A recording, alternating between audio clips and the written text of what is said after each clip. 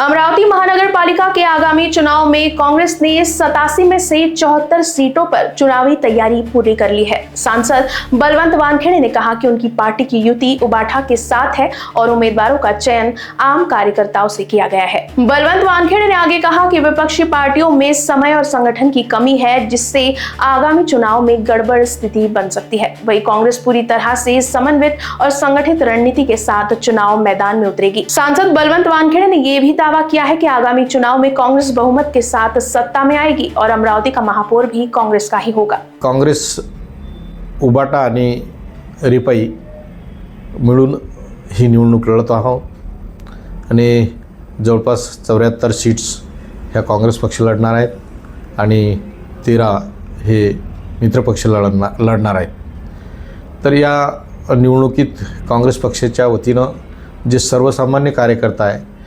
जो तळागाळातला कार्यकर्ता आहे, त्याला उमेदवारी देऊन एक चांगला पायंडा पाडलेला आहे। निश्चितच हे उमेदवार निवडून येतील यात काही शंका नाही। अजून प्रचाराची सुरुवात झालेली नाही, परंतु येणाऱ्या काळात लवकरच प्रचाराची सुरुवात होऊन समन्वयानं आम्ही ही निवडणूक लढवणार आहोत। गेल्या काळात जे आपण जे पाहिलं असेल, अमरावतीकरांनी जे काही भोगलं, मग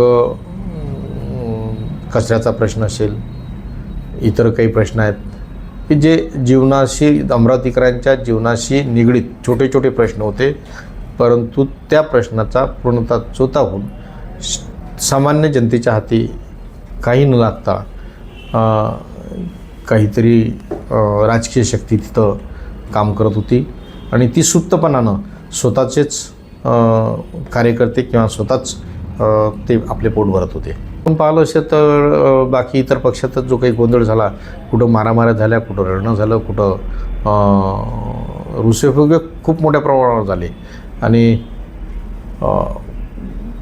जे काही युती आघाडी झाली असेल त्यामध्ये काही ठिकाणी पुन्हा जास्तीचे उमेदवार उभे केले आहे। एकंदरीत निवडीच्या बाबतीत किंवा उमेदवार उभे करण्याच्या बाबतीत समन्वय नव्हता आणि तो समन्वय नसल्यामुळे येणाऱ्या निवडणुकीत तो गोंधळ आपल्याला पाहायला मिळेल।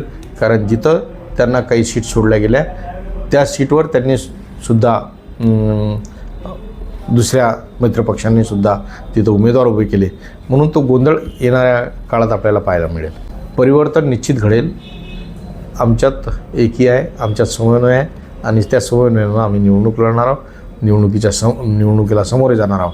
त्यामुळे आमच्यात कुठेही दुही किंवा दुजाभाव किंवा इतर काही नसल्यामुळे ही आम्ही ताकदनं निवडणूक लढणार आहोत। Bureau report, Lokvahini news, Amravati.